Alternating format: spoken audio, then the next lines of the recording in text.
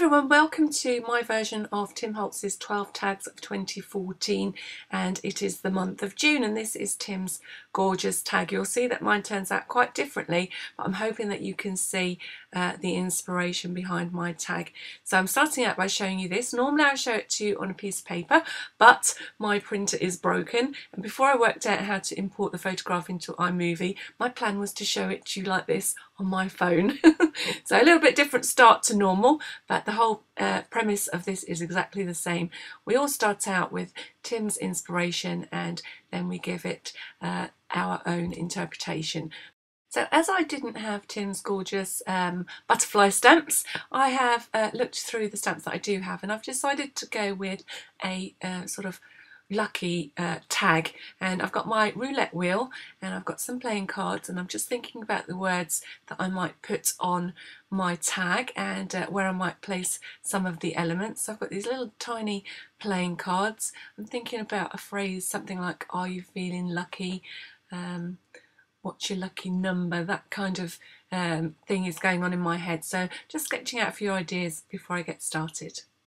So Tim started out his tag this month by using his stencils in a slightly different way, and I'm just looking for one that I would like to use for the background of this tag, and I think I'm going to go with the heart stencil. And instead of using or pushing the ink through the holes in the stencil, we're going to actually use the stencil as a stamp.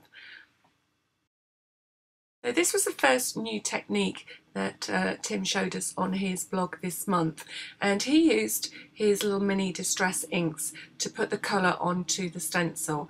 Now I don't happen to have those, and I did think that although it's my larger distress inks to do it, I just thought I might have a bit of trouble getting small patches of colour which I wanted to achieve, even though I'm using only 2 colours. I'm going with that kind of roulette gambling colour scheme, so the red and the black of the roulette wheel with the green perhaps that you see on the I don't know what they're called, but the boards where you place your bets then tend to be like a snooker green colour, and then the roulette wheel at the top. So I'm going for that colour scheme. So I just want to add patches of the red and the green onto my tag, and I'm just dabbing the paint.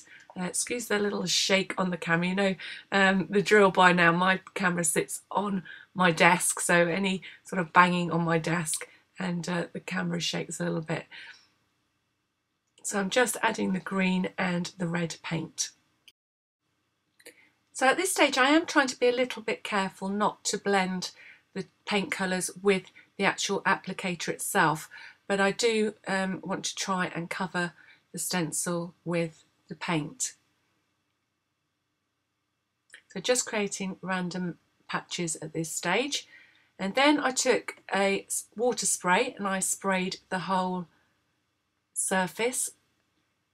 And this is where I'm doing a little bit different to Tim's instructions because I didn't read them properly. So I'm using a blotty style of paper. It's not watercolour paper exactly, but it is very porous, and then I'm using my fingers to press it onto my stencil. And you can see here then in my little heart shapes, because of the spray that I sprayed onto the craft mat, or onto my stencil and onto my craft mat, I've got some sort of seepage on the little hearts, which isn't strictly how it was supposed to come out. So that's my first attempt. So I'm just making sure that I've got enough of a print here to be able to cut a tag out of it. And then I thought, you know what, I'm going to try that again and see what I come up with if I do it the right way around. So cleaning up all the excess and then cleaning up my stencil. This time I'm working on a piece of scrap paper and I'm applying the paint in stripes. Don't know why I decided to change it, but I did. But I thought this way, any paint that actually goes through the stencil, I can take away because I'm working on scrap paper. So I've applied the green paint first, and then I'm coming back and applying a stripe of the red paint. So I've applied the paint to the stencil, and then I'm spraying the paint with water, which you can't quite see because my hand's off camera, but I have sprayed the stencil.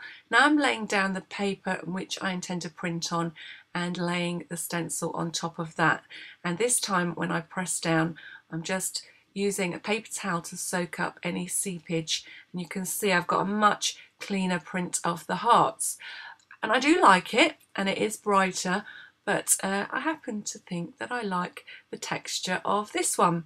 So this is the one that I'm going to use. Even though it wasn't quite right, I just kind of liked that it was a little bit more random, I suppose. I'm going to keep that other one for later though, so I'm not going to throw it away. And I just want to trim this into a tag shape. So I always start out with a 3 by 6 inch piece of cardstock, and then I use my tag template, which you can see on my right hand side, and I use that to trim the top of my tag into shape. So I'm just cutting it to size to start with and trying to just make sure that it looks quite even, and then I'm just using my little tag to trim the top into shape.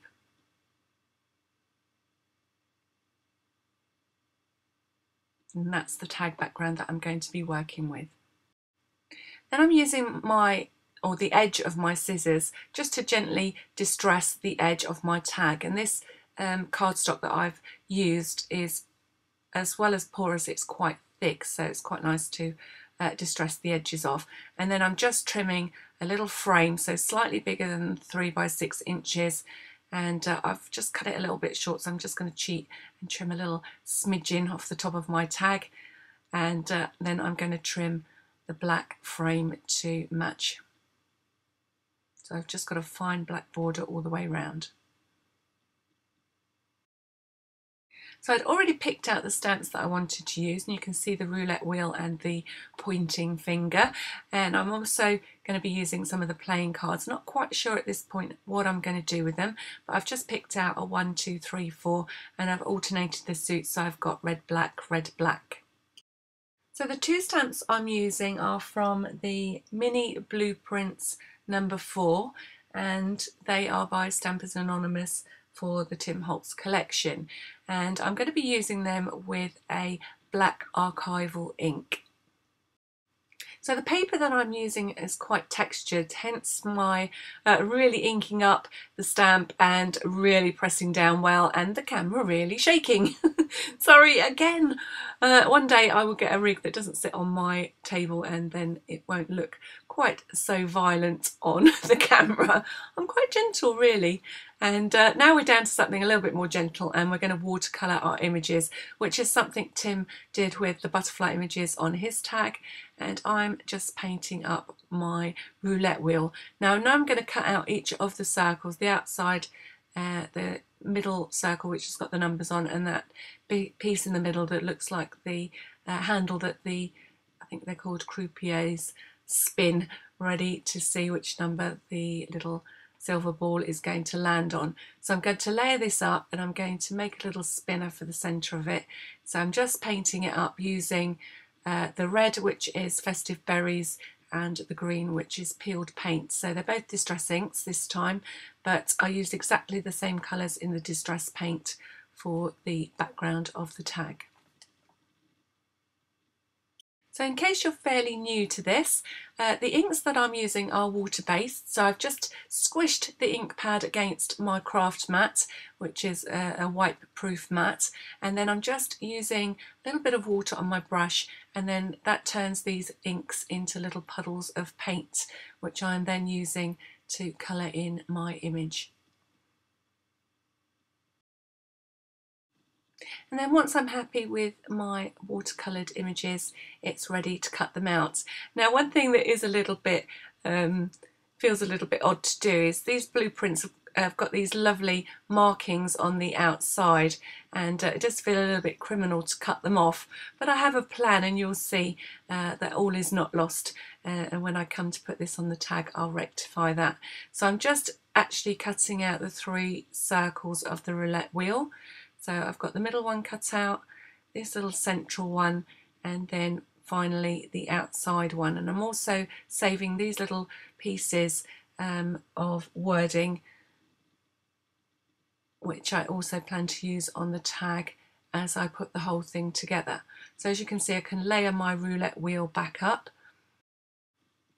I'm also cutting out one of these little pointy hands. I've decided I'm not going to layer that one up, I'm just going to leave that one as it is, and I'll just raise it from the tag using a foam pad or a little bit of foam tape.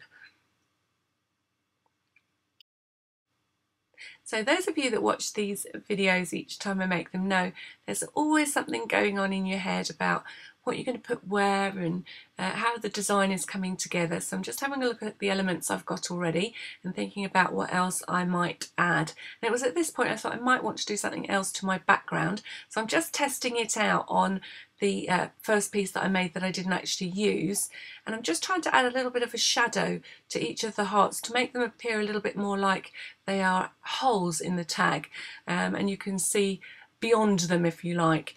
And I actually liked how that came out, and I was intending to use it, and I have no idea why I didn't, other than it must have just flown out of my brain. But I do use this bit, which is just to add a little bit more texture with my dot fade, which is probably my most used stencil so far. And I'm just testing to see what it looks like on top of the background, and I quite like it, but I am only going to limit it to one portion of my tag, and I'm just using it to sort of bring a little bit more attention to the side where I intend to write my little, I don't know if you can call it a quote, but the words on my tag. So I'm just adding a little bit of texture down the left hand side of my tag using black soot distress ink. And then I'm just taking the black soot and going right round, adding a frame to my tag.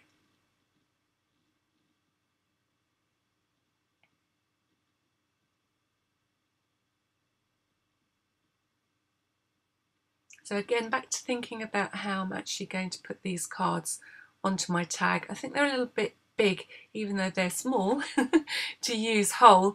So I'm trying to come up with a way to use them. I did think about having them as a bit of a frill on the base of the tag, and it was while I was kind of fanning them out that I come up with another little plan, and that is to use them in a strip to actually cut them down. So I need a little piece of black. So I'm just deciding how wide I'm sort of creating a card ribbon.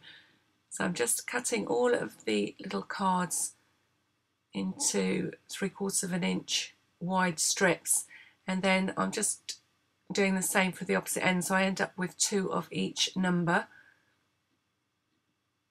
And then I'm cutting my black cardstock to 1 inch, and then I'm going to lay out my cards or fan them across the strip like a ribbon. So I think you get the idea now. I think that works much better, that the scale is much better doing it that way. So just moving that little strip out of the way, and I'm going to start adding the little roulette wheel to the side of the tag.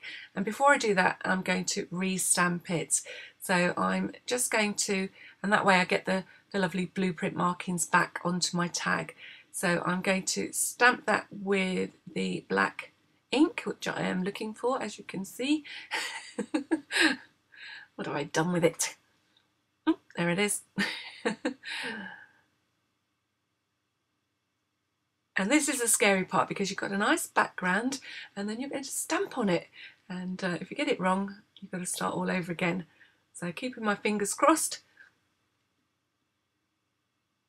making sure that the little roulette wheel is going to stick out the side of the tag a little bit, and then pressing down well.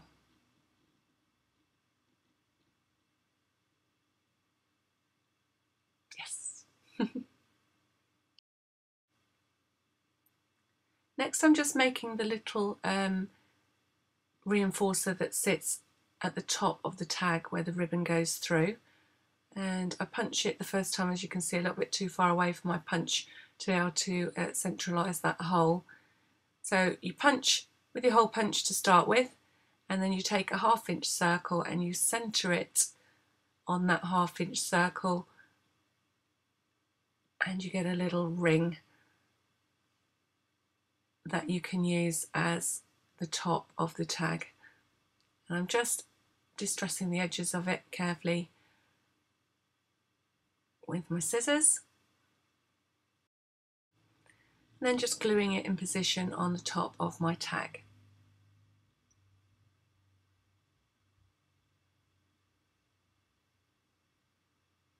I'm also lightly distressing the edge of the black framing tag, but I'm not going to glue the two together yet because I want to position my roulette wheel first and make sure that nothing else is going to be pushed through from the front of the tag. So distressing the little black strip that's going to form the playing card ribbon, and I did trim it down just slightly because it was a little bit too wide. And then I'm going to glue the little playing cards in position. Now, because these playing cards are quite slippy, this works quite well. Well, I say it works quite well. It allows me a little bit of time to just make sure that the little spread of cards is even across the black band. But it also does make them quite easy to knock out of position as well. So it kind of works in one way and is a little bit more awkward in the other. So I'm just trying to line them all up, and I'm just making sure that they're evenly spread. So while that dries off a little bit, I'm going to join the roulette wheel back together, and I'm going to be using a couple of Ideology clock hands, spinners, and a brad, put those together. I also had a couple of little, I think they're Prima numbers, and I thought that I would use the number 7s. I've got a medium and a small, and as it happens I had a new batch of big numbers as well, so I've isolated the two little number 7s because number 7s are lucky, and that's the theme of my tag. And I'm going to now pierce the centres of each of those little layers of the roulette wheel, and I'm just threading them onto a long brad. So I'm just using a mat pin to pierce the centres, and then pierce the actual tag itself to join them together. So all of it is free to turn if you want to. So I'm not tightening the brad too much so that it can move about on the tag, and then I'm just adding that playing card strip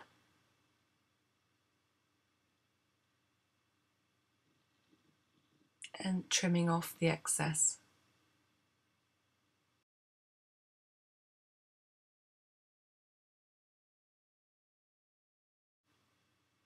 It was at this point that I realised I hadn't stamped the position of the little hand, and I thought, oh, it's a little bit close to the roulette wheel, and it was, but I did just about manage to squish that stamp and get it down in one piece without ruining the actual little stamped blueprint image.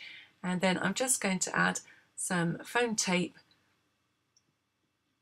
to support the little hand, and it's going to just slightly hang off the edge of the tag like the roulette wheel is doing on the other side.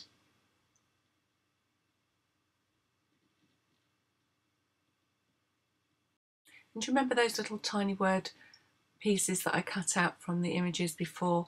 I'm just adding them randomly onto the tag. That's just a little bit of extra added interest.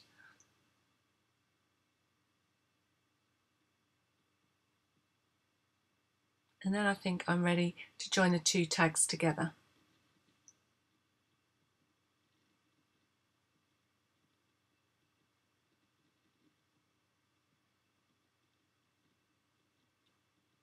And then I can pierce that hole right the way through the tag, ready to take the ribbon. So then I remembered some stars that I bought on Sunday, little wooden stars, and I thought they would go quite well with the number 7. So I've got my lucky 7 and my thank you lucky stars. So you see, all the time I'm thinking of lucky type things we associate with luck. And I'm changing the colour of them, just colouring them up with my Distress inks because they work better with the colours that I'm using. And then I just want one of the little smaller ones for the small number 7, and I think I'm going to add that to the ribbon when I put that on the top of my tag.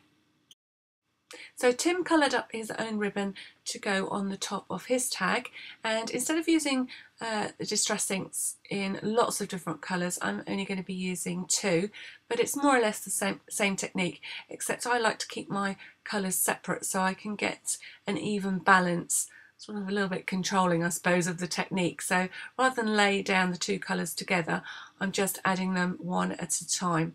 So I always like to have a little bit of intense colour and then a little bit of watered colour. So sometimes I spray the ink on my mat, and that gives that slightly lighter tone that bleeds into the ribbon.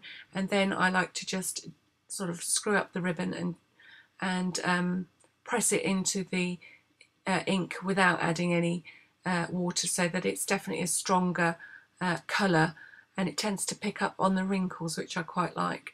And now I'm going to do the same again. Notice I didn't add any water, just to get a little bit of the intense black colour. So if you try this technique at home, remember, if you add water, it's going to spread more onto your ribbon. If you add more than one colour at once, they will sort of blend into one another, which is a nice effect in itself.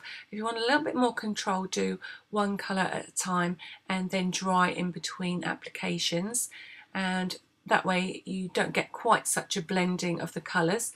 And just keep working until you get the balance of colours that you like. So I'm adding a little bit more red here because I had a little bit more black than I wanted, and then I'm drying off the ribbon and I want to print on that with a stamp.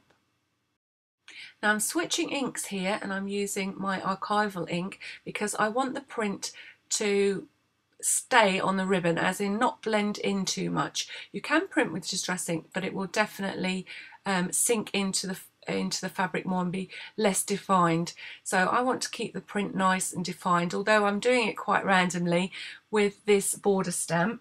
This comes from the Classics number 6, which are various different strips or borders, and I'm just using a little piece of that and stamping it all the way along the length of the ribbon, making sure it's all nice and dry, and then I'm ready to try that new technique that Tim showed on his blog. This makes a lovely quite lush ribbon for the top of your tag. So as you read Tim's tutorial, you will see that this little way of tying the ribbon on top of the tag was obviously shown to him by his friend Paula, so I'm giving her the credit here too. So I've just cut a length of ribbon. I wasn't quite sure how long to leave this, so I've probably left this much longer than I really needed to, and I'm just making sure that I've got enough because I've not done it before. And you can see I'm just following through the technique, and I thought I'd leave this in here because I just want to show you, that if you've not seen Tim's post before, you can see here that he gives you plenty of instruction on how to do the different things that he's used on his tag in a particular month. So I'm just now wrapping lengths of, or rotating my ribbon around my fingers.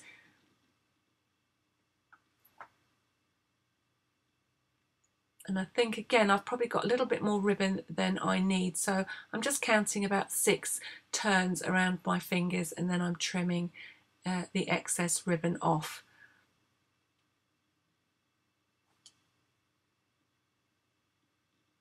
So then, taking care that the 2 ends are in the centre of the little ring of ribbon that you've made, I'm just pinching the actual ends of the ribbon and the centre of that loop, and then tying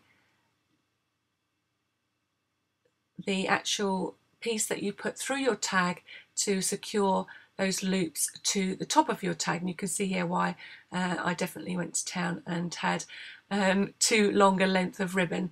And then you just puff out your bow. So just pull the loops so that they separate from one another. And obviously the more times you wrap the ribbon round your fingers, the more little loops you will have on your bow. It really is quite nice. I definitely will be tying things or tying bows like this on other things. It would work equally well and look equally lovely on a card. Actually, if you keep these little pieces to the top, it almost looks a bit like a butterfly. And these are the antennae. or antenna, should I say. So I've got plenty of ribbon left over for something else, and I'm going to attach the little stars and numbers, or little star and number, to the centre of my bow. So whilst my hot glue gun is heating up, I'm going to do the lettering down the side of the tag. So I've got these Tim Holtz Ideology little sort of typed letters, the ones that look like they've been through one of those dynamo machines, and I'm going to use some green letters for the word lucky. And I've decided, looking at the size of these letters that I've got here, to use the glittery letters on the tag. And I always like to add a little bit of glue to my letter stickers, because they have a habit of, perhaps because they've been in and out of my bag a few times, or perhaps tried on other things at different points, sometimes they're not quite as sticky as you want them to be, and I am going to just add a little bit of glue to the back just to make sure they stay in position. So at the moment they aren't looking as if they're showing up very much, but I've got a plan for that in a moment. So I'm just making sure that they fit in the space. So that's the word lucky, and then I'm using these little tiny stickers to put in the words, are you feeling? So are you feeling lucky is my little quote on my tag.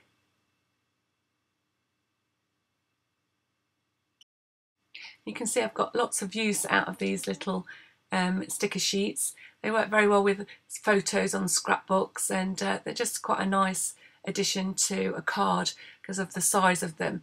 And then I'm just outlining the letters because they didn't stand out quite as much as I wanted them to. I'm just adding a black outline around the word lucky, and you can see it definitely just makes it pop that little bit from the tag background.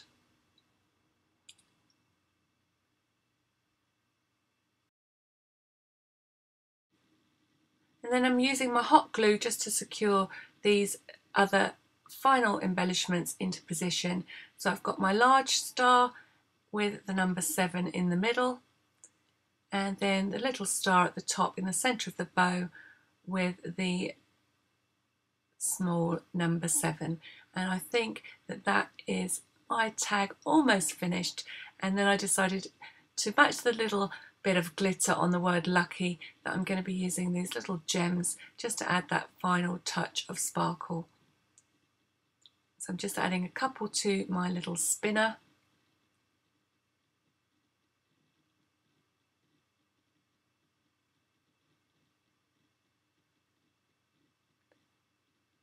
And then